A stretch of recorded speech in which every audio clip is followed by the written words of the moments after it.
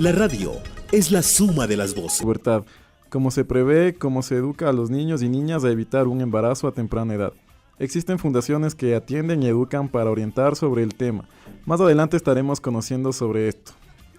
Y también a todos nuestros amigos, Sebastián, ¿puedes recordarles dónde no nos se pueden olviden de comunicarse? seguirnos en nuestras redes sociales, en Twitter @Cabina Juvenil, en Facebook La Cabina Juvenil y en Instagram como programa La Cabina Juvenil. Exactamente, así que a todos los que nos están escuchando, no se olviden de seguirnos por nuestras redes sociales y si tienen cualquier pregunta, duda sobre el tema del día de hoy, embarazo adolescente, educación sexual y reproductiva en adolescentes, no se olviden de comunicarnos por nuestras redes sociales porque este tema vamos a tratar más adelante en nuestro segmento Hablemos la Plena.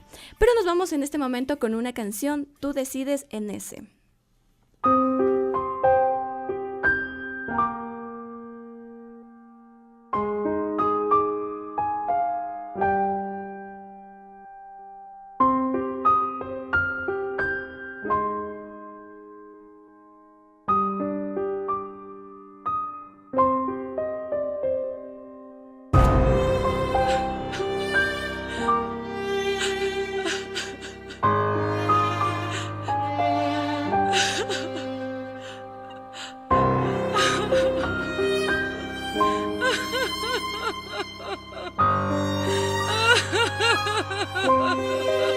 El problema viene de casa, se educa a base de amenazas. La tasa de embarazadas aumenta y se hace poco nada. Un hijo es una bendición, sí seguro, pero para quien si planifico antes de tener uno. Las zonas más pobres son las que a menudo no ven el error de tener hijos siendo tan jóvenes. Infórmense, noten que la vida es una sola y la desperdiciarán si en cierto punto no se controlan. Un momento de calentura puede durarte una vida, te lapidará y tirará tus sueños al caño. Te lamentarás de tu situación año tras año. Es la verdad, así que no se hagan las ofendidas. Sin un sueldo fijo, pero con un hijo fijo, metida en un escondrijo para no aceptar tu destino. Yo no rijo normas, pero solo un exijo. Pensar con cabeza fría es el mejor preservativo. Tú decides si asumir las cosas como adulto, vivir cada etapa y disfrutarlas a gusto. Tú decides si forjar un futuro seguro, convertirte en madre justo en un momento inoportuno. Tú decides, está en tus manos ser parte del cambio, ser parte de las estadísticas que hay en los diarios. Tú decides, es tu cuerpo, es tu elección, formar parte del problema o parte de la solución. Entonces dime, ¿quieres ser parte del índice que divise y que dice que abundan madres con 15, 12, 13, 14, 16? Ya, son gestantes mucho antes de ser mayores por ley. No hay límite de edad si se trata de informarse. Y si eres padre, deja atrás esa mentalidad del siglo pasado. El sexo ya no es un tabú, así que asume tu rol y conversalo con la juventud. El aborto es el camino fácil de una mente frágil, ya que básicamente es una solución rápida, arriesgarás tu vida. 70,000 mujeres mueren en el mundo anualmente por esta práctica. Somos un país tercermundista en el que un punto de vista vale un bledo si es que viene de un artista. Eso me da pena y sé que son vidas ajenas. Sin embargo, si no aportas, no seas parte del problema. Tú decides. Tú decides es una canción ganadora del concurso organizado por el Ministerio del Interior de Perú en el año 2014, la cual hizo acreedor del primer puesto a Enes. Fue un tema hecho con el fin de concientizar a los jóvenes sobre la prevención del embarazo adolescente. Es tu cuerpo, es tu elección, formar parte del problema o parte de la solución.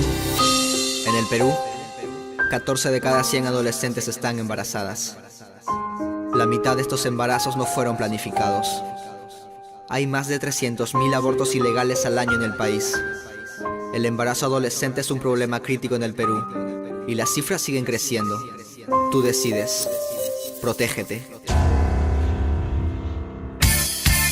El acontecer local, nacional e internacional. Contado desde los jóvenes. Presentamos el segmento informativo. En el local, zonas sensibles de sismos serán identificadas en Quito. La Secretaría de Seguridad y Gobernabilidad de Quito firmó este 23 de julio un convenio de cooperación con la Pontificia Universidad Católica del Ecuador y la Escuela Politécnica Nacional para actualizar la microzonificación sísmica de la capital. Juan Zapata, secretario de Seguridad y Gobernabilidad, explicó que Quito está situada sobre una falla geológica de 60 kilómetros, por tanto, la actividad sísmica es un riesgo latente. Es así que con esta investigación, que durante 5 años se pretende identificar el índice exacto de Gobernabilidad de Quito para evaluar las respuestas que deben dar las instituciones competentes. Fuente El Telégrafo. Representantes de la comunidad LGBT entregan aportes a la Corte Constitucional. El presidente de la Corte Constitucional, Alfredo Ruiz, recibió a 10 delegados de asociaciones de lesbianas, gays, bisexuales y transexuales, quienes pidieron al organismo que se mantenga el argumento que se usó en el caso de Satia, para que las parejas homosexuales puedan registrar a sus hijos.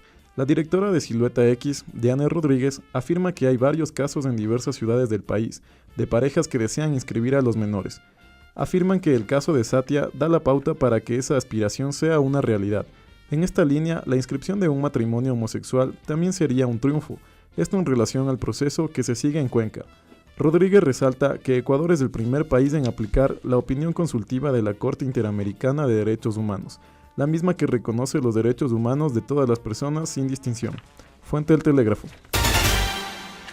Luis Fernando I no podrá ejercer actividad sacerdotal. Luis Fernando, investigado por abuso sexual, quedó deslindado de toda actividad sacerdotal, informó este lunes 23 de julio la Arquidiócesis de Guayaquil, al dar a conocer la resolución final de la Congregación para la Doctrina de Fe, institución del Vaticano. En un comunicado, la Arquidiócesis señala que el 12 de julio recibió el decreto del Estado clerical y de dispensa de las obligaciones sacerdotales de Luis Fernando, emitido por la Congregación para la Doctrina de Fe el 7 de junio. Después de haber rechazado su segunda apelación presentada en el 2016 por carecer de fundamento, con la rectificación de la resolución anterior por los motivos consignados en la misma, queda deslindado de toda actividad sacerdotal, por consiguiente, no puede ejercer ningún oficio eclesiástico, celebrar los sacramentos ni en ningún público ni en privado, como tampoco impartir enseñanza teológica en los institutos de la Iglesia Católica, recalca el comunicado. De esta manera concluyó el proceso canónico iniciado en el 2013, añade la nota firmada por Luis Cabrera, arzobispo de Guayaquil, fuente tomada del diario El Telégrafo. La inclusión en el Ecuador es destacada en Londres. La relatora especial de la ONU, Catalina de Bandas, resaltó el trabajo del presidente Lenín Moreno en favor de las personas con discapacidad. No cabe duda que el presidente Lenín Moreno es un ejemplo y un modelo a seguir para las personas con discapacidad, señaló la funcionaria de la ONU. El jefe de Estado ecuatoriano llegó el pasado domingo a Londres y este lunes 23 de julio en forma oficial fue recibido por la embajadora de Reino Unido en Ecuador, Catherine Ward, y por el secretario permanente del Ministerio de Desarrollo Social de ese país, Matthew Rycroft, en el parque empresarial Here Else. El primer mandatario participó este martes 24 de julio en la apertura de la primera cumbre global sobre discapacidades en Londres. En la ponencia, el presidente detallará las acciones ejecutadas desde el inicio de su gestión como vicepresidente de la Nación en el periodo 2007-2013 y los avances con la misión Las Manuelas y Las Joaquinas. Fuente tomada del Telégrafo. La radio de la Asamblea, con cobertura nacional. Varias voces juveniles opinan, construyen, debaten, dicen la plena. En Cabina Juvenil hablamos la plena. Y bueno, ahora en nuestro segmento Hablemos la Plena, nos acompañan en nuestra cabina juvenil Adriana Barahona, antropóloga, y también Daniel Castro, comunicador social, y también actualmente es director ejecutivo de la Fundación Prevensud. También nos acompaña el doctor Pablo Castellanos de la Fundación San Pedro Claver. Ellos nos ayudarán a entender el tema de hoy, que es el embarazo adolescente, educación sexual y reproductiva, que es un tema muy importante. También, según datos del Ministerio de Salud Pública, en Ecuador se registraron 413.318 nacidos vivos de niñas y adolescentes de 10 a 19 años. Las cifras son desde el 2010 hasta el 2016. Además, según el Plan Nacional de Salud Sexual y Reproductiva 2017 hasta el 2021, Ecuador es el tercer país en la región con la tasa más alta de embarazos entre esos rangos de edad. Se ubica detrás de Nicaragua y República Dominicana. Es por eso que la cartera de Estado y entidades internacionales como la Organización Panamericana de la Salud trabajan con diferentes programas para retrasar la maternidad adolescente por la pérdida social y económica que deviene de un embarazo. La propia OPS señaló en febrero pasado que el 15% de embarazos anuales en la región ocurre en menores de 20 años y recomendó más educación sexual y mayor uso de anticonceptivos. Bueno, y así empezamos nuestro segmento Hablemos la Plena. Muchísimas gracias por estar aquí con nosotros y poder tratar este tema tan importante actualmente. Gracias a Adriana, Daniel y también al doctor Pablo. Muchas gracias por estar aquí. Hola, buenas tardes. Hola con todos, buenas tardes. Muchas gracias por habernos invitado. Así empezamos. Doctor Pablo, ¿cuál considera que son los mayores retos de la salud pública en materia sexual y reproductiva?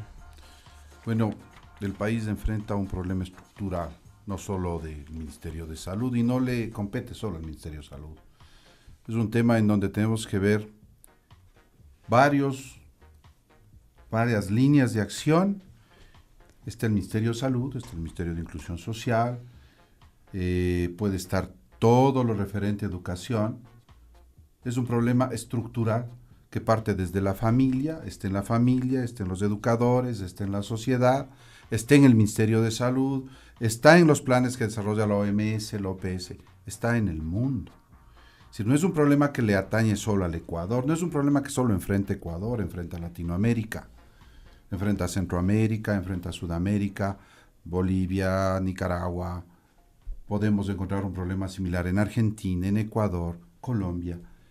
Entonces, en ese sentido, yo creo que los gestores de las políticas de prevención deben ir caminando con el tiempo. Lo que sucedía hace 20 años es totalmente de lo que sucede ahora. Los niños de hace 20 años piensan muy diferente a los niños de ahora. Y si no vamos de acuerdo al cambio generacional, vamos a enfrentar este tipo de problemas. Los embarazos infantiles, yo los he visto como médico, pero eran muy escasos. No analizamos el contexto, analizamos el hecho real de una niña de 9, 10, 11 años, que llegaba a la maternidad de Isidro Ayora a dar a luz. Hoy ya no es sorprendente como sucedía en el año 87, 88. Hoy es frecuente, muy frecuente, las cifras son alarmantes. Entonces, dentro de las políticas de salud pública se ha trabajado muchísimo. Las políticas de salud pública van siempre ligadas a los organismos internacionales. Pero creo que el trabajo en prevención, que no es un trabajo que solo le compete al Estado, sino también a las organizaciones no gubernamentales, a la sociedad que debe participar y debe involucrarse todo el mundo en este proceso, ¿sí? No es suficiente. Depende de varios factores, económico, de decisión política, decisión de los mismos estamentos de gobierno, de la misma asamblea, de todos ellos. Mientras no exista una decisión política de enfrentar el problema como se debe y transparentarlo, porque las cifras que tenemos no están actualizadas al 2018, mientras no lo transparentemos y no tomemos esa decisión, creo que el camino se pone cuesta arriba. Ante esto, Adriana Barahona, por favor, ¿cómo ha cambiado actualmente la sociedad, los jóvenes, para que así se genere este embarazo precoz y en edades muy tempranas, desde los 14, incluso desde antes, ya se está generando un embarazo? ¿Y qué pasa con los jóvenes que no tienen una educación sexual adecuada y que tienen esta información para ellos? Lo que pasa es que vamos evolucionando en el contexto a nivel mundial, entonces hay una globalización, la revolución sexual, nos va llegando mucha información, pero atrás de eso no vamos viendo nada del tema de prevención. Entonces llega la globalización, llega información, llegan los más medios, llegan las redes sociales, tenemos información visual, auditiva por todo lado, pero no nos enseñan a utilizar esa información. Entonces también por eso se puede explicar por qué han aumentado los embarazos, porque antes era un tabú hablar de sexualidad.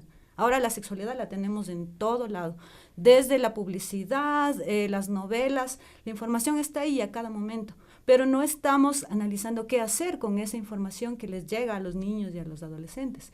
El tema principal es la prevención, partiendo de la educación. Y la educación no ya a los jóvenes de 15, 16, 17 años, sino desde la niñez, para que tú sepas de niño qué información te va a llegar y cómo manejarla.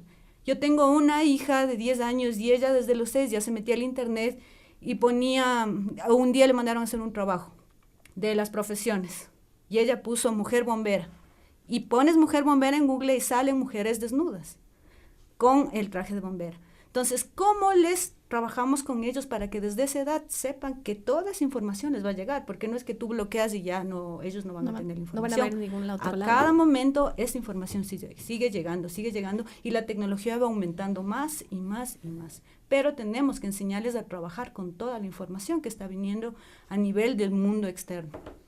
Ante esto, Daniel Castro, que tú eres director ejecutivo de la Fundación Prevensud, ¿cómo se está trabajando este tema en los adolescentes?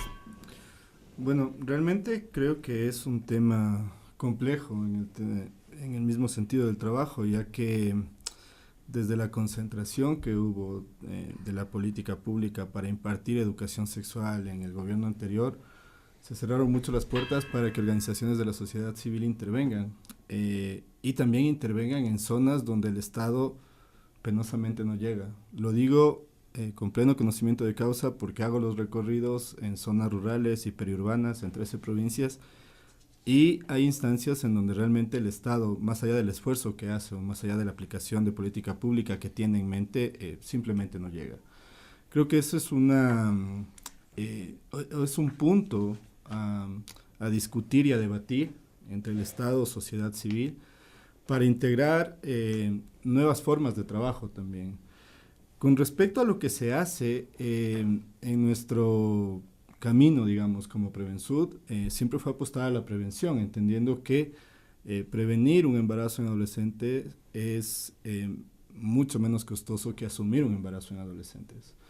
Entonces, bajo esa línea, nosotros hemos tomado las metodologías del Planning Familiar francés, porque Prevensud es una fundación franco-ecuatoriana, y con esa metodología hemos ido adaptando algunas intervenciones en zona rural, en zona urbana, en zona periurbana. También ahora estamos intentando abrir, si se quiere, una formación en línea para personas que viven en sitios alejados en el país y que requieren mucho de esta información, como decía Adriana. Creo que los esfuerzos que se hacen, si bien es cierto, son muy elevados y muy altos, la moratoria social frente a este tema es súper evidente, ¿no? Porque también lo que decía el doctor me parecía interesante, desde las personas que forman las políticas públicas no existe un conocimiento pleno de los contextos que se viven en el país. Entonces se intenta aplicar una sola receta para todos, cuando eso es prácticamente imposible. Tenemos, por ejemplo, que en los datos del INEG hasta el 2011, bueno, 2010 realmente que fue el censo, más de 44,000 embarazos hubo en adolescentes de entre 14 y 19 años y el 50% está concentrado en la costa. Quiere decir que en la costa el mensaje no está llegando. ¿Qué está pasando? Ajá, y ese es un tema de análisis, también de discursos, ¿no? Porque vemos que las políticas, incluso la política pública en algunos temas integran muchas cosas, son muy lindas, pero realmente en el momento de aterrizar, en la práctica no es. De aterrizar en los territorios no existe tal, ¿sí?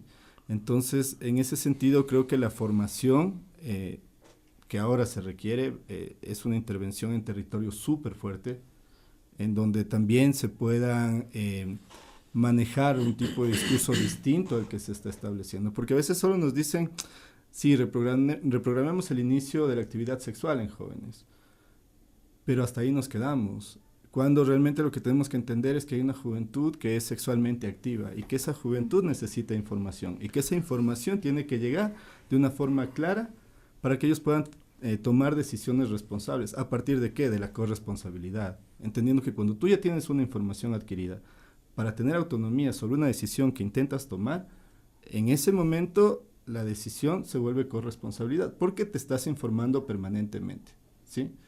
Esa es una instancia en la cual no se está trabajando, creo yo. Sí, en ese sentido, si la información que tenemos no es la suficiente, consideraría que es necesario implementar mayor número de campañas, tanto en universidades como colegios. Pablo, por favor.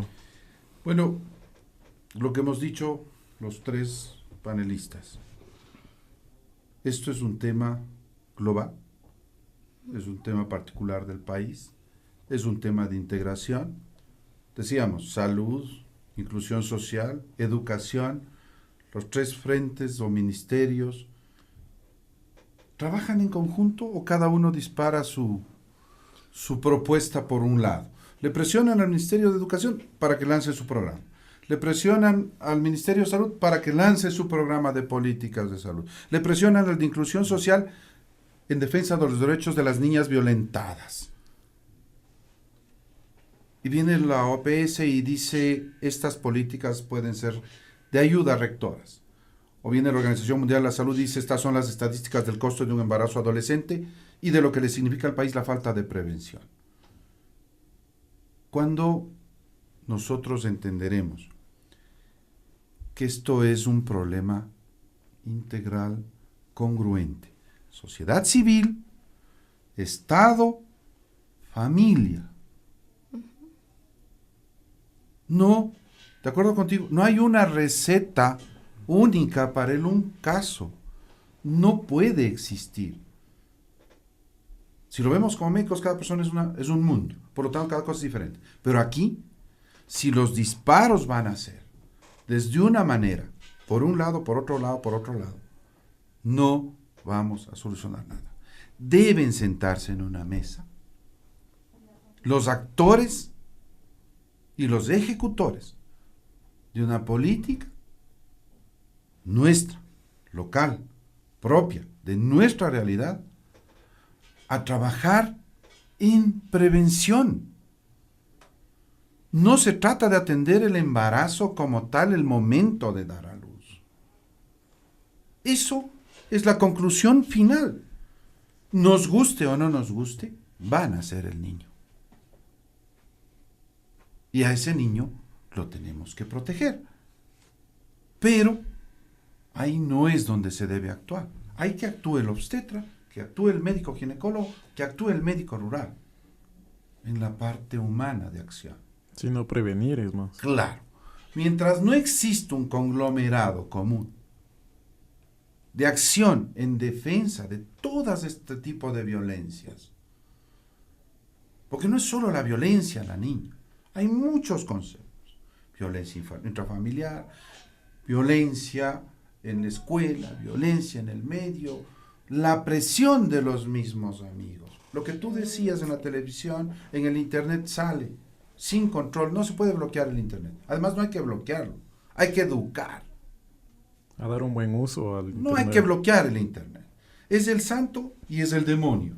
Pues hay que enseñarles a ver lo santo. Y lo demonio hay que enseñarles a pensar. Entonces, un niño le dice a la niña, con la muy nueva palabra de bullying, porque nosotros decíamos cargosos, ahora es bullying, pero siempre ha existido, ¿sí? Le dice, no, es que tú, ¿cómo no vas a saber qué es tener relaciones? A los 10, 11 años. Le hacen bullying a la boba, le generan una curiosidad que no debería. Entre ellos, termina un embarazo adolescente. ¿Qué gano yo con tener un apoyo cuando dé a luz a esa niña? Se dejó influenciar. Pero no fue el niño o el adolescente o el adulto, no fue. Es un problema integral que debíamos haberlo evitado desde la prevención. Decirle a ese niño, si esto sucede, ¿qué hacer? ¿Cómo actuar? ¿Cómo prevenir? ¿Y cómo proyectar su vida? Porque además, eso afecta en su escolaridad, en su preparación y en su futuro, tanto de la madre como del niño, y del padre y el niño. Porque algunos podrán superarlo, otros tendrán dificultades. Sobre todo eso creo que hay que hacer conciencia.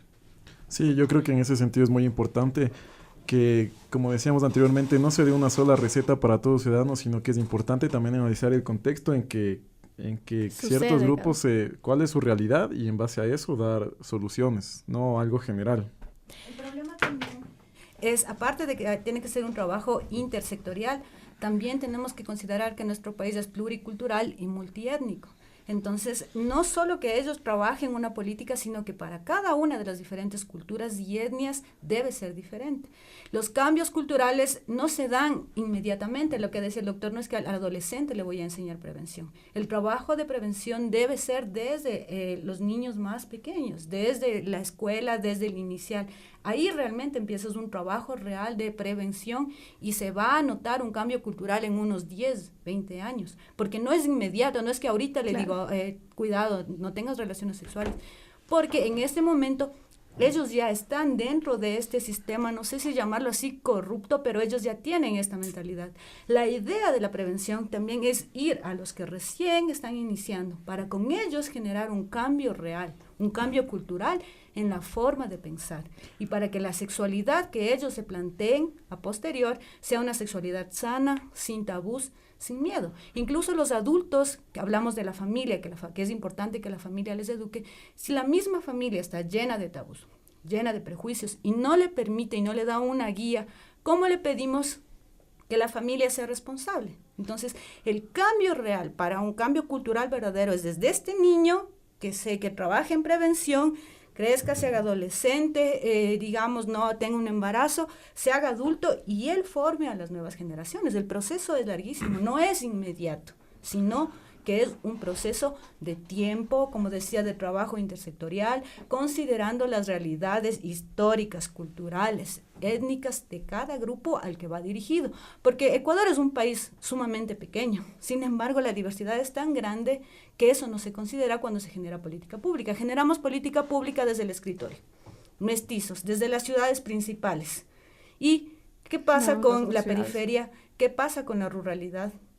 Ellos ni siquiera están enterados de lo que nosotros estamos hablando. Ni en educación, ni en salud nos llega esta prevención de la que tanto hablamos acá en las grandes ciudades para generar un cambio. Entonces no hay un cambio real. Y nos vamos dando cuenta que se polariza más, que los embarazos de adolescentes se ve en las poblaciones rurales, va aumentando, en la periferia va aumentando, y obviamente en las grandes ciudades, en las clases medias, se va controlando más y más.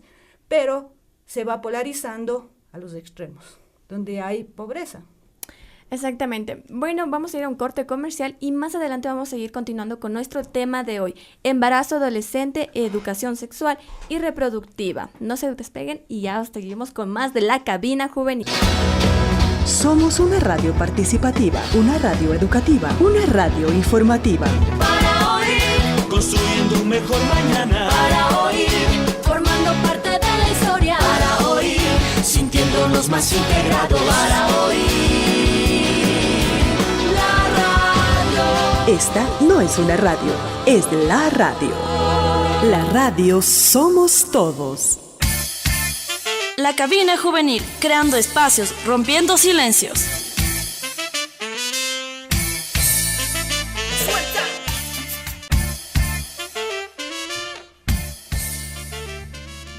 Y continuamos con más de nuestro segmento Hablemos la Plena. El tema de hoy, embarazo adolescente, educación sexual y reproductiva.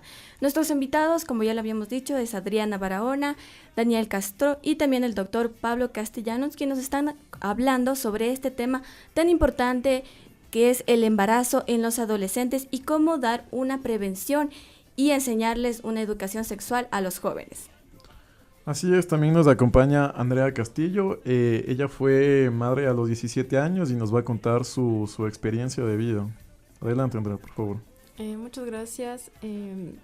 Bueno, la verdad es muy duro, ¿no? Para un adolescente cargar con una vida humana. Es una responsabilidad muy grande.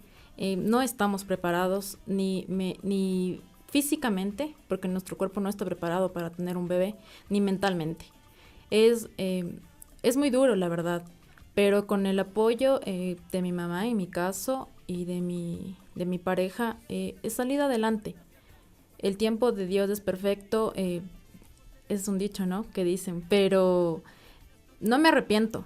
Sí me hubiese gustado tenerlo más adelante, cuando haya culminado mis estudios, porque la vida separa, no el mundo, sino tu vida. Tú como adolescente tienes que ya tener más responsabilidad. Tienes que cuidar a tu hijo, ya no puedes salir con tus amigos. Entonces sí es difícil ser madre adolescente.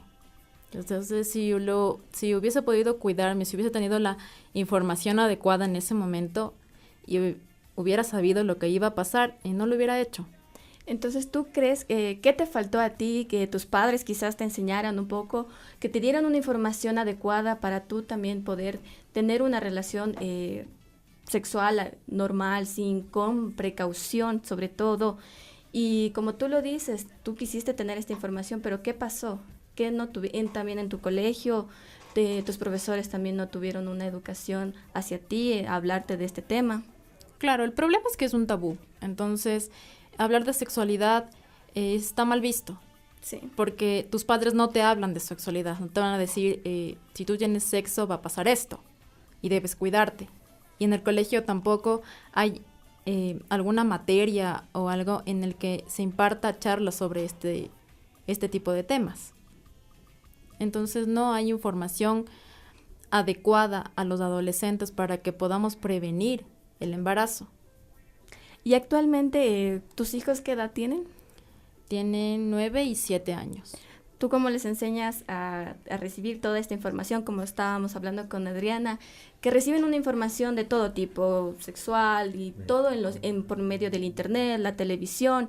¿Cómo tú les estás enseñando a tus hijos sobre esto? Desde pequeños, ¿no? Hay un tipo de lenguaje para diferente tipo de persona. Tú no le vas a hablar de sexo a un niño de 6 años, porque no va a entender y te va a hacer muchas preguntas. ¿Y por qué? Y el por qué es la pregunta de todo tipo de niño. Entonces, yo específicamente como madre, yo soy muy clara. Entonces, las cosas son así. Si tú haces esto, tiene consecuencia. Cada acción tiene una consecuencia. Entonces, tú debes pensar 2 veces qué es lo que vas a hacer. Y tú debes cuidarte. No debes dejar tocar tu cuerpo y debes ver a qué persona le vas a entregar tu tesoro, porque para las mujeres esto es un tesoro. Exactamente, entonces creo que tu experiencia también sirve para que les des una educación adecuada para tus hijos, que sepan qué es bueno y qué es malo a su edad. Dependientemente, como tú lo dices, todas acciones tienen unas consecuencias que pueden ser lamentablemente malas o no tan buenas en algunos casos, y sí es importante que tengan esta información adecuada.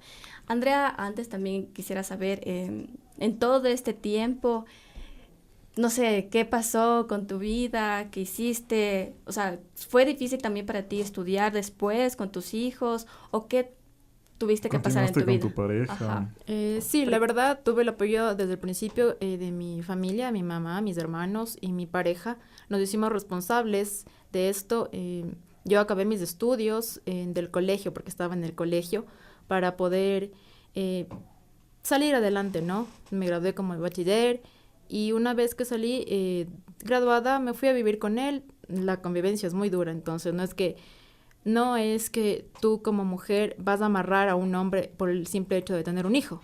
Las adolescentes están equivocadas en ese ámbito, porque están enamoradas, ilusionadas y piensan que por embarazarse ese hombre se va a quedar a su lado. No es así. Tienen que pensar bien y tienen que saber que el amor no les va a durar toda la vida. El amor va creciendo, pero alimentándolo. Entonces, no son ilusiones que nosotros tenemos cuando somos adolescentes. Yo, gracias a Dios, tuve la ayuda de mi mamá y de mi pareja, y yo estoy ya casada 11 años, entonces ha sido duro, ¿no? Criar a un guagua, como dicen, un guagua con guagua. O sea, criar a un niño es bastante difícil porque tú le das tu ejemplo. Ellos te imitan. O sea, la educación sale de la casa. Ellos hacen lo que tú haces. Gracias, Andrea, por tu testimonio de cómo ha sido tu experiencia al tener 2 hijos a 17 y 19 años respectivamente, y cómo lo has logrado y cómo ahora te sientes. Creo que estás bien, ¿no es cierto? No ha pasado algo tan...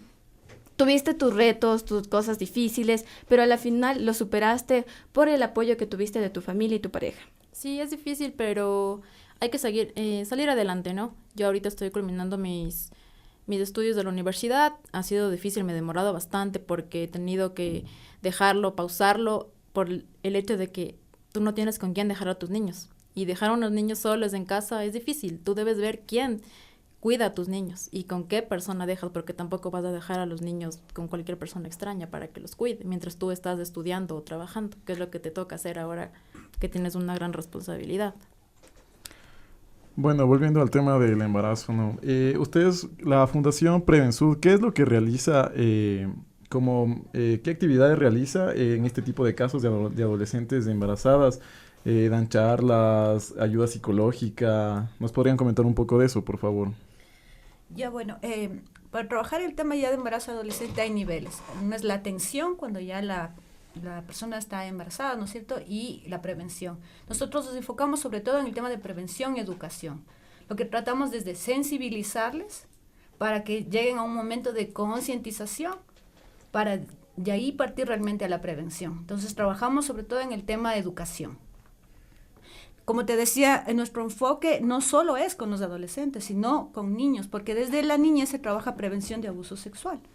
A veces te dicen, no, ¿para qué les va a enseñar eso si eso ellos ni siquiera necesitan? No, desde pequeños tenemos que enseñarles lo que es prevención de abuso sexual. ¿Cuáles son mis partes privadas? ¿Cuáles son las caricias buenas, las caricias malas, secretos buenos, secretos malos? Desde ahí vamos trabajando para generar este cambio cultural del que habíamos hablado al comienzo, ¿no? Para que realmente el tema de salud sexual y reproductiva mejore su calidad de vida. Y con los jóvenes lo que se les trabaja es, como te digo, sensibilizarse, prevención de violencia basada en género, prevención de violencia en pareja, porque ya tienen su pareja y piensan que está bien que la pareja me revise el celular, piensan que está bien que me diga que no use tal ropa o que me maquille de esta manera. Entonces se trabaja con ellos. El tema tendría también que ver con un poco de autoestima, ¿no? Y también trabajamos rutas de atención. O sea, cuando yo ya he sido víctima de algún tipo de violencia, ¿a dónde puedo acudir? Porque no sabemos qué hacer cuando yo he sufrido violencia y pienso que soy la única persona en el mundo. Entonces digo, no, solo a mí me ha pasado y me avergüenzo. Entonces la idea es también que sepan qué hacer y que hay otras personas que han sufrido lo mismo y qué puedo hacer, dónde puedo denunciar o dónde puedo recibir atención psicológica, apoyo jurídico.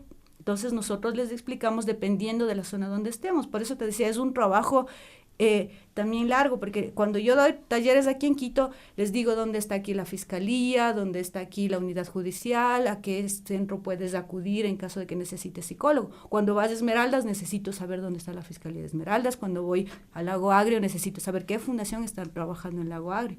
Entonces, nuestro trabajo no es solo que voy y digo, vayan a la fiscalía, porque siempre te dicen, ¿y dónde está la fiscalía? Entonces, yo debo investigar antes dónde está la fiscalía en esa localidad, o en esa localidad no hay fiscalía, sino los juzgados multifuncionales. Entonces, vaya allá para que denuncie. Entonces, todo eso es importante para que transmitas una información verídica y que les sirva.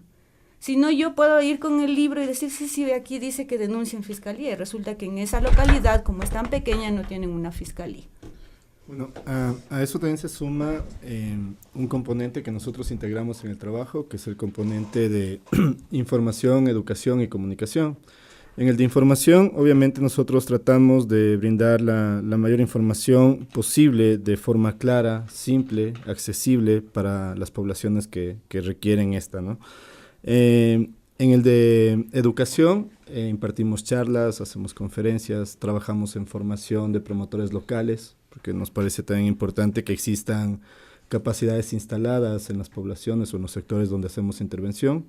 Y en el de comunicación, nosotros hacemos producción en audio, en video, puede ser de radiodramas o que aborden este tipo de casos y que tengan un mensaje, ¿no? Pero desde la localidad. Esto obviamente una vez virtualizado se vuelve con un mensaje un poco más país, digamos, pero lo que sí intentamos es que estos dispositivos también nazcan a partir de una herramienta que utilizamos nosotros como promotores y también en la formación de los promotores locales, que son las maletas pedagógicas.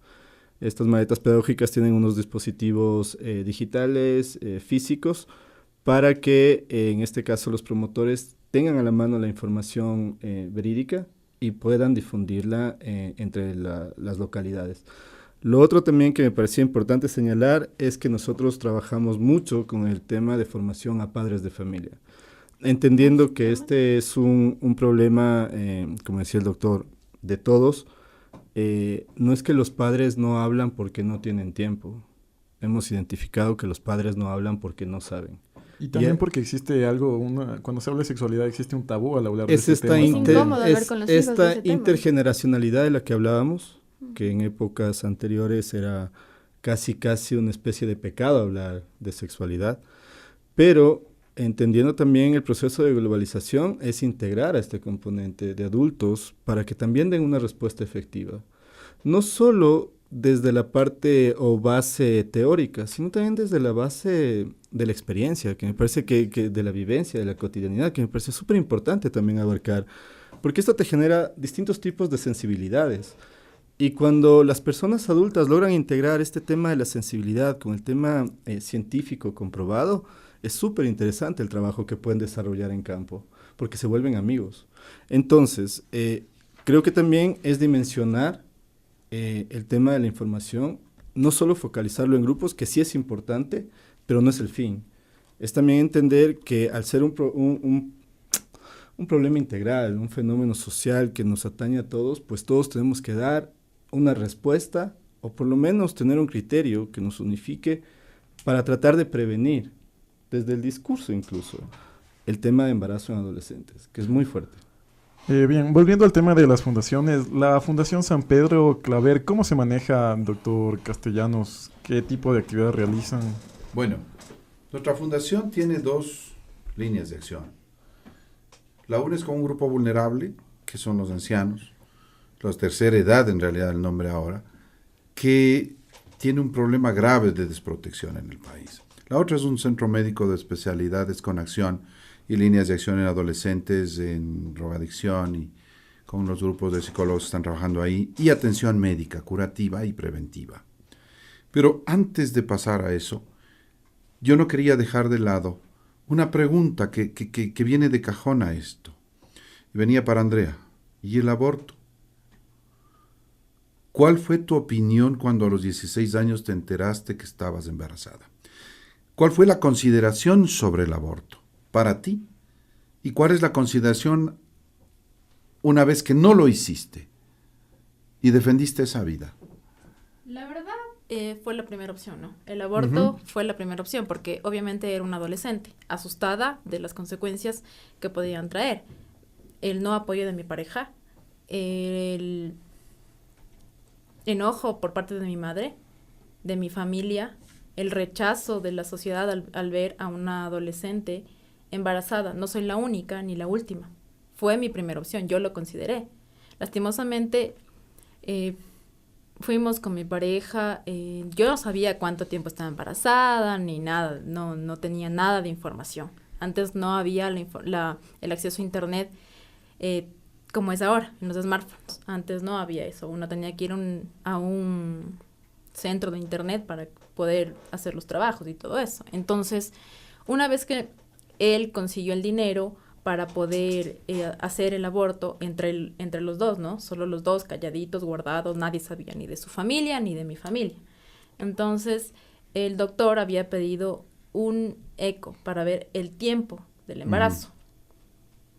Entonces, al momento de que me hicieron el eco, nos enteramos de que yo tenía 20 semanas de embarazo, lo que ya eran 5 meses. Era un bebé totalmente formado, completo, grande. No me había cuidado ningún tipo de cuidado en el embarazo, ¿no? Nada de pastillas ni nada de eso, pero el bebé ya estaba formado. Entonces, ahí, ¿qué pasó? Se me ablandó el corazón, ¿no? Y dije, no, o sea, ¿qué voy a hacer? Porque ya me dijeron de que ya no se podía hacer nada. El embarazo estaba ya muy avanzado, entonces no... Claro que no se me notaba porque no tenía nada de barriga. No, normal. Entonces ahí es lo que decidimos, que lo vamos a tener, que él me va a apoyar y que tenemos que hablar con nuestras familias para ver lo que está sucediendo y afrontarlo, hacerse responsable por lo que pasó. ¿Y qué tal te fue con esa decisión de tener tu hija? Bien. Sí, la verdad, no me arrepiento, como digo, los hijos son una bendición, le cambian la vida a uno, sí, pero me hubiese gustado que fuera más adelante. ¿Y qué habrías preferido, abortar? No. ¿Y recomendarías abortar? No les recomiendo porque, o sea, se van a sentir mal, es una vida, y así les haga tener iras, o sea, los hijos son hermosos. Pero entrando en ese tema del aborto, ¿y qué opinamos? O sea, si sucede un caso de violación, por ejemplo, y ahí la madre no desea tener al hijo, sabiendo que fue por un hecho de violación. No fue por su decisión propia. Sin el ánimo de meterme en el proceso de preguntas de ustedes, no quería que se pase de lado, porque está muy de moda el tema. Es importante oír de primera mano de una persona que lo vivió. Exacto. Y que lo sintió, que no es lo mismo que lo diga yo, que fue un hijo mío planificado, que no lo viví. Referente al tema, volviendo a la fundación y saltándome, pues nuestra gestión, nuestras líneas de acción, como le había dicho, son esas. De hecho, ya comprometo a la radio para poder hablar un tema de los grupos vulnerables, el tema de la tercera edad, empujamos algún proceso, presentamos una pregunta, porque también creemos que hay un abandono. Estoy de acuerdo contigo, volviendo al tema, de que hay un abandono de educación a los padres, a la familia. Lo que te pasó a ti, yo no creo fue tu culpa. La familia contigo no habló. Y perdón, ¿cómo te llamas tú? Daniel, como tú decías, el problema es que la familia no deja ser educada en comunicación intrafamiliar. Padre y madre no permiten que gente experta o asesores les digan cómo comunicarse con sus hijos, desde niños, 2, 3, 4 años. Cómo ir hablando, cómo ir rompiendo el tabú de vida. No existe eso. Entonces, le dicen a un padre muy antiguo, con un pensamiento antiguo, le queremos explicar y él dice no. Como mecanismo de defensa dice no, yo sabré qué le digo a mi hijo o a mi hija. Sabré cómo le educo. Exacto. Y cuando hablamos con la madre dice, bueno, pues que mi marido no quiere. O la madre dice, yo no sé cómo decirle. Si eso no se habla y no se dice, que hay que educar a las familias actuales y decirles, miren, ustedes quieren hablar de sexualidad cuando ellos están subidos en la punta del árbol por toda la imagen que ha llegado global por el internet, y ustedes quieren seguir diciéndoles, verás, las cosas hay que pensar. Ellos vieron una imagen de 2 dimensiones, no la entendieron y no la saben interpretar, pero la vieron. Abriendo cualquier hoja, aparece. La familia tiene que saber educar a sus hijos, tiene que saber explicar los riesgos, tiene que saber explicar la violencia que puede generarse en el ambiente familiar, puede generarse en la escuela, en el colegio, en la calle, con las amigas. ¿Cuándo vamos a empezar a prevenir educando también, no solo a los niños, sino a la familia, a los padres? No digo que no se lo haga, pero sí digo que una cosa local, que me refiero a provincias, una cosa nacional, y pensando en lo regional Latinoamérica, hay muchísimas estadísticas. El Plan Familia, derogado por el actual presidente y delegada las funciones para los 3 ministerios, ¿cierto?, tiende a mejorar. El Plan Familia arrojó resultados que se conocieron después y dijeron, bueno, ha aumentado la estadística de 100, ahora 30 son niños, niñas, adolescentes.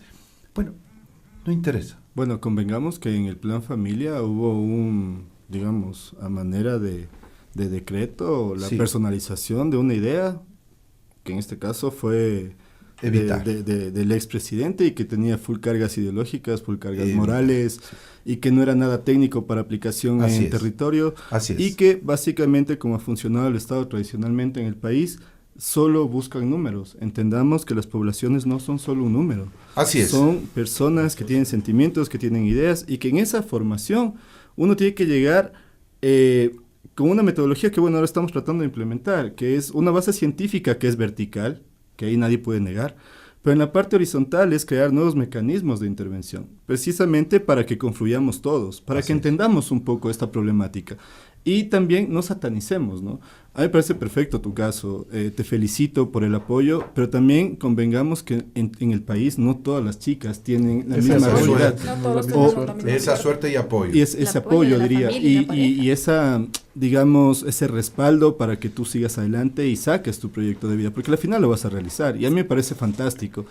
Si eso pudiésemos hacer en todo lado, yo estaría feliz y encantado, pero las realidades son otras, ¿no? Es que los adolescentes deben ponerse a pensar de que no a todos nos van a apoyar. Sí, sí. Y de que tienen que salir a trabajar para afrontar, porque el niño no lo va a dejar como un muñeco sentado y decirle no comes, no llores. Claro, y precisamente es eso, ¿no? El repetir un poco el patrón de círculos de pobreza en estas poblaciones vulnerables, que es donde, digo, las organizaciones de sociedad civil y los ministerios deberíamos intervenir con más y mayor fuerza, ser más claros también.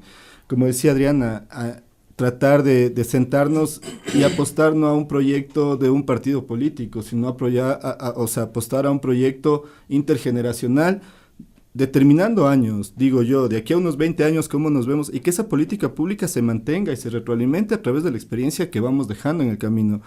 Entendiendo también que van a haber todavía temas o casos de embarazo en adolescentes, pero que si trabajamos en esta línea preventiva, en una línea clara, en donde no nos interese mucho el favorecernos o lleguemos con personalismos, creo que ahí va a ser como un horizonte para trabajar. Yo veo que siempre están los planes de 4 a 5 años y realmente los problemas no creo que vayan a mejorar. Muchísimas gracias. Estamos por terminar. Muchísimas gracias a nuestros invitados, Adriana Barahona, a Daniel Castro y también al doctor Pablo Castellanos. Una sola cosa, ¿de acuerdo? Y que hay que concluir. Siempre es mejor prevenir un embarazo. Exactamente. Y tiene un costo menor siempre, familia y demás. No podemos dejar esa idea suelta de que si prevenimos y educamos, no va a haber ese embarazo no deseado. Allá debemos ir. Muchísimas gracias. Esto fue la cabina juvenil, creando espacios, rompiendo silencios. Hoy le ganamos al silencio. Nuestras expresiones, reportajes, debates fueron escuchados. Aquí termina la cabina juvenil.